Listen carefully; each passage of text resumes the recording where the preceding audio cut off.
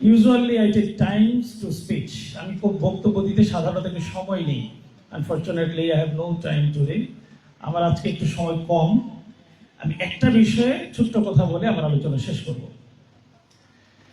প্রিয় বন্ধুরা, আমার আজকে আমার সৌভাগ্য যে তোমরা যারা মেধাবী, জিনিয়াস, এই মেধাবীদের সামনে কথা বলার সুযোগ হচ্ছে। যারা বৃত্তি পেয়েছে তারা শুধু জিনিয়াস নয়, দে আর সুপার জিনিয়াস। তারা হলো কাপাসিয়ার মেধাবীদের মধ্যেও মেধাবী।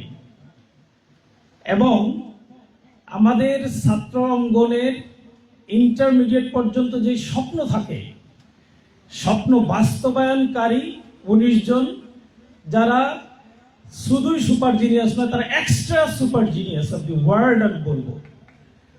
সেরকম কিছু তারকা সদৃশ্য হীরকখণ্ড কাপাসিয়ার রত্ন ভাই বোনেরা এখানে আজকে উপকৃত হবেন, পুরস্কৃত হবেন, সম্মানিত হবেন। আমি উল্লেখ করতেই চাই, তার মধ্যে অত্যন্ত সৌভাগ্যবান হলো অত্র প্রতিষ্ঠানের সুযোগ্য অধ্যক্ষ সাইফুল ভাইয়ের সুযোগ্য সন্তান খালিদ সাইফুল্লাহ। তার দাদা যেভাবে বাবার নাম রেখেছেন সাইফুল ইসলাম, ইসলামের তরবারি, বাবাও তার নাম রেখেছেন খালিদ সাইফুল্লাহ। খালিদ সাইফুল্লাহর নাম শুনেছেন আপনারা। এই পৃথিবীকে আলোড়ন সৃষ্টিকারী ব্যক্তিদের অন্যতম। তিনি একাধারে হাফেজ, আবার বুয়েটের ছাত্র হিসেবে কাপাসিয়াকে গর্বিত করেছেন। আপনারা জানেন, BUETians are not only the wealth of my country, they are the wealth of the world. যারা বুয়েটে পড়াশোনা করে তারা বাংলাদেশকে দেয় না শুধু। আপনি পৃথিবীর বড় বড় প্রজেক্টগুলো বাস্তবায়নে যাদেরকে দেখবেন, most of them came from the BUETians. তাদের অনেকেই বুয়েট থেকে আসে।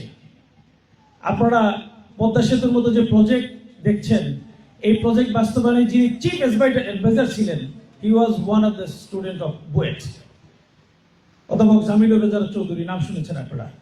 সেই প্রতিষ্ঠানের একজন সুযোগ্য ছাত্র হিসেবে, এই প্রতিষ্ঠানের অধ্যক্ষের সন্তান, এই প্রতিষ্ঠানের সাবেক ছাত্র, I feel proud to have there. আমি এখানে দাঁড়াতে পেরে গর্বিত বোধ করছি যে এরকম জিনিয়াসদের সামনে, এরকম জিনিয়াসরা কাপাসিয়াতে রয়েছে, এটা আমি জানতে পেরেছি এই প্রতিষ্ঠানের সৌজন্যে। এই সুযোগ পেয়ে আমি গর্বিত। আমি চাই এই মেধা, এই জিনিয়াসনেস, এই কৃতিত্ব দিন দিন বাড়তে থাকুক। আমার কাপাসিয়াকে পুরো পৃথিবী নয়, শুধু এই পৃথিবী পেরিয়ে আপনারা জানেন এখন পৃথিবীর বাইরে আরেকটা শহর গড়ে তোলার জন্য ইতিমধ্যে পরিকল্পনা নেওয়া হয়েছে। Billion billion dollar is spending there. হাজার হাজার কোটি ডলার সেখানে খরচ করা হচ্ছে।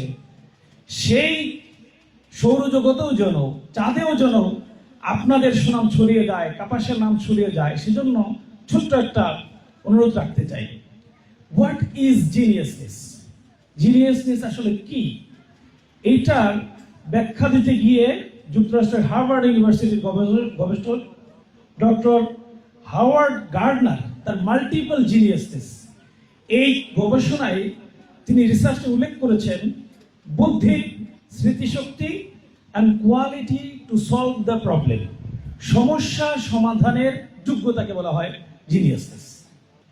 আনফর্চুনেটলি আমাদের দেশের জিনিয়াসরা যখন বাংলাদেশের জিনিয়াস পোস্টগুলোতে বসে, they create problems.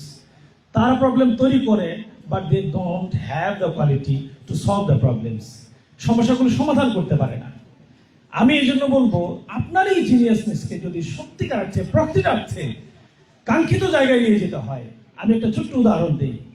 How they create problems. বাংলাদেশের one of the most genius person হওয়া ছাড়া বাংলাদেশের বিসিএস ক্যাডার হওয়া যায় না। বিসিএস ক্যাডারদের মধ্যে, এই 29টা ক্যাডারের মধ্যে most prestigious cadre of BCS এর সবচেয়ে ভালো ক্যাডারের মধ্যে অন্যতম হলো পুলিশ। পুলিশ ক্যাডারে যিনি ফার্স্ট হয়, একবারে আপার লেভেলে থাকে, টপার লেভেলে থাকে, তিনি পুলিশের আইজিপি হন।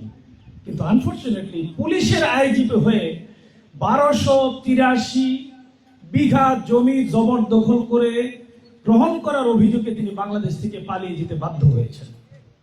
আপনারা জেনেছেন এটা। They are genius. He was one of the most influential teacher of the Dhaka University. Dhaka ইউনিভার্সিটির তিনি একজন ভালো মানের শিক্ষক ছিলেন।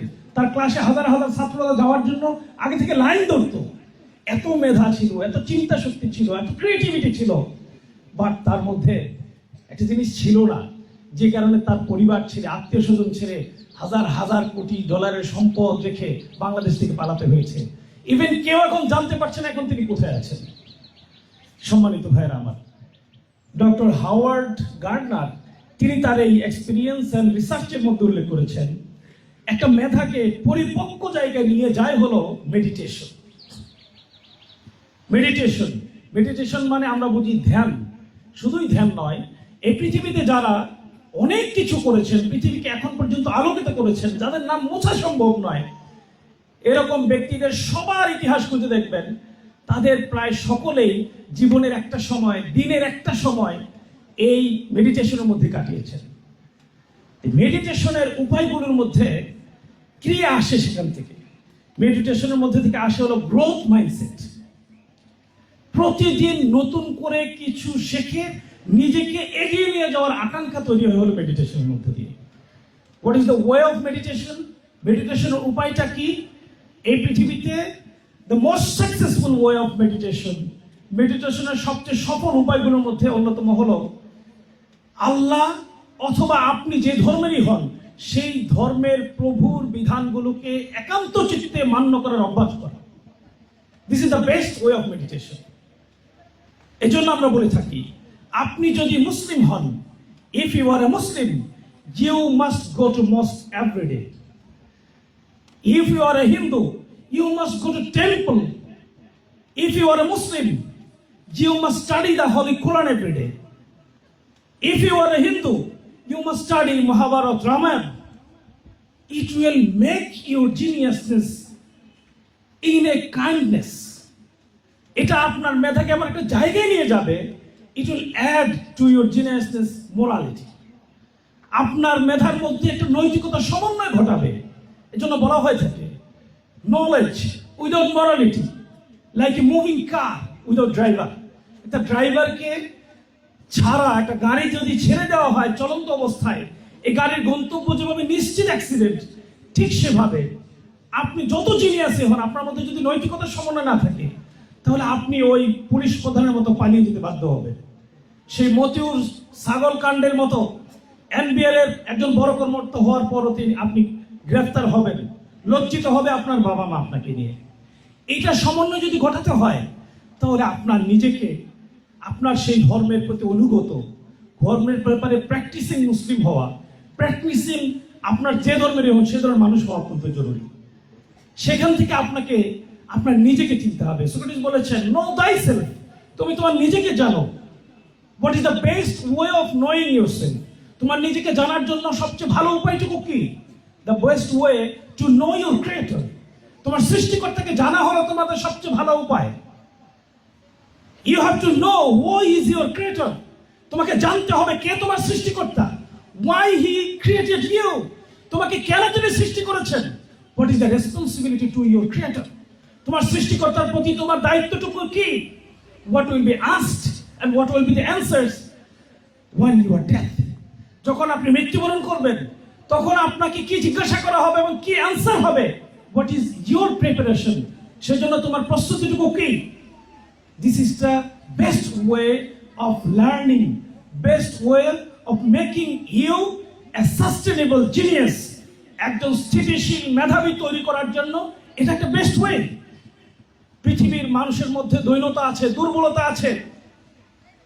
দুর্বলতার কারণে মানুষ হেরে যায়, দুর্বলতার কারণে মানুষ হারিয়ে যায়। কিন্তু আপনার যিনি সৃষ্টিকর্তা, তিনি কখনো হারাবেন না। তিনি এই জন্য বলেছেন, যিনি শিখবেন তার আমার কাছে চাইতে হবে, রব্বি জিদনি ইলমা। হে আল্লাহ, তুমি আমার ইলমকে বাড়িয়ে যাও। এরপরে আল্লাহ বলেছেন, রব্বি ইশরাহলি সাদরি ওয়া ইয়াসসিরলি আমরি। হে আল্লাহ, আমার বক্ষকে তুমি উন্মুক্ত করে দাও, মনকে বড় করে দাও। যিনি যত মেধাবী হবেন, তিনি যত উদার হবেন, তার মধ্যে সংকীর্ণতা থাকবে না, কৃপণতা থাকবে না, দৈন্যতা থাকবে না, অপরজনকে হটিয়ে দেওয়ার প্রবণতা থাকবে না। This is the best sign of geniusness. মেধাবীদের এই ইয়েটা থাকা উচিত।